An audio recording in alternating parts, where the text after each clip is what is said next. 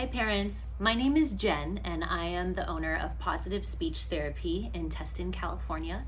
I just wanted to come on today to give you some strategies for speech and language at home with your kiddos. So I have a list here. The first one is narrate your life. Sometimes when our kiddos aren't speaking, people tend to be a little more quiet around them or not as talkative because there's not as much interaction. That is not what we want. We want to still be good models of language and provide them the input that they need to hear. So if you're doing the laundry, instead of just silently folding, you can say, look, here's our pants. Let's fold the pants. Oh, I found a green sock. Something, just simple phrases that will still get them engaged, and they don't necessarily have to imitate after you, but just that they're hearing the language is what we want to do. Next is be a good model of language. So also sometimes when our kiddos aren't speaking, we might simplify phrases too much. So instead of saying, baby funny, or you do, you could say a full phrase like, you do it, or you're funny, John, just so that they hear a good model of language again. Next is respond to their vocalizations. Whenever your kiddo attempts to say something, even if it's not a real word, even if it's nothing close, I always try to model what I think they're saying. So if a kiddo is playing with a toy car and it's in the mud and he says, dirty, I might say, yes, it is dirty. Wow. Just so that they know if I say something, I get encouraged back or I get attention for saying something. And then we're still providing that good model for language. Even if they're just pointing and going, then I would say whatever it is they're pointing to. So if it looks like they're pointing to the cookies up there, then you would say, oh, you want cookies? You say cookie. And they don't have to imitate it, but at least they know that I attempt to say something, mom responds or dad responds, and then I get what I want. Encouraging verbal imitation. So this kind of goes hands in hand.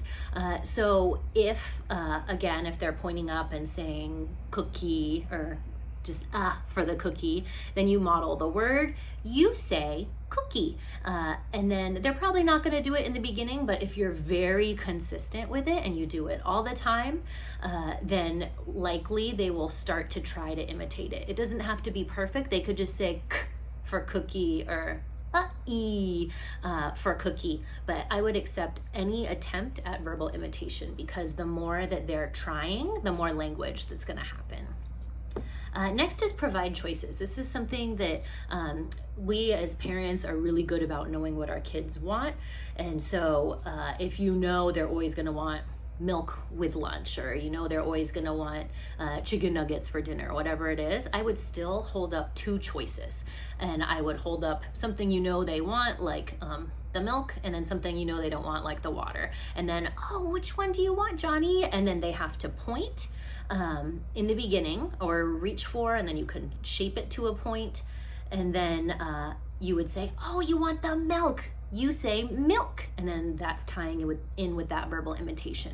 So even if it's just a gesture at first, at least they're getting they're communicating, they're getting their wants and needs met, and then we can start to shape it with language. Next is book routines. We know that the more kids are exposed to language and book routines, the more vocabulary that they gain. So in the beginning, you can simply read the book to them, but I would still ask them questions about it, like where, if you're reading The Very Hungry Caterpillar, something like that, you can read it, it's kind of sing-songy, and then you would ask, where's the strawberries? And then they point to it. So the more interaction you start to get with it, the more language you're gonna get eventually. So if they're not speaking at first, just ask them where questions, and you can grab their hand and help them point to it.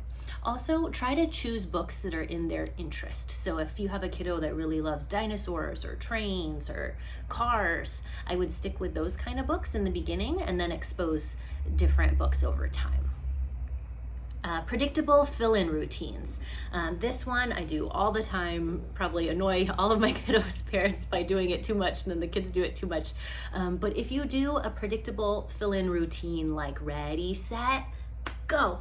or 1, 2, 3, or peek-a-boo. Something like that, that they know every time you're going to do it and they know they need to fill it in. That is a great way to get language in. And I would just stop and pause for maybe like 3 seconds. So ready, set, and then kind of look expectantly at them with like your eyes up and like you're anticipating them to say something. And then it's easier for them to fill that in than if you just ask them a question, because they know what's happening, they know the routine, and if you do it over and over and over, that motor memory is going to help too. Expanding their language. So if your child labels ball when they see a ball, then you could say, yes, that's a big red ball. So I would expand it by 1 or 2 words. You could add a color is really easy, or an adjective like big, small, clean, dirty, hot, cold, wet, dry, anything like that is going to be great at expanding their language and then building their vocabulary as well. Because then instead of just the noun, they're going to add the adjective with it, which is helpful for building their vocabulary. And last, I would say manipulate your environment. So again, kind of like the choice making where we kind of know what our kiddos want. Instead of giving them free access to everything, like all their toys are on the ground that they're gonna want, or their juices on the table that they can easily grab themselves, we can strategically put things up out of their grasp.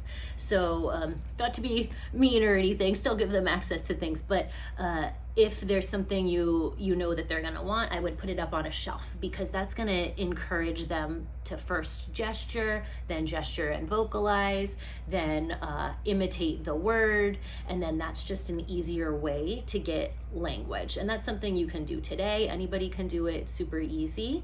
And then your kiddo is gonna have to come up to you, get your attention, use the gesture, use a imitation, and then hopefully we can fade that out and they'll start to just come up and request for things on their own. So those are some easy things you can do at home. Please let me know if you have any questions.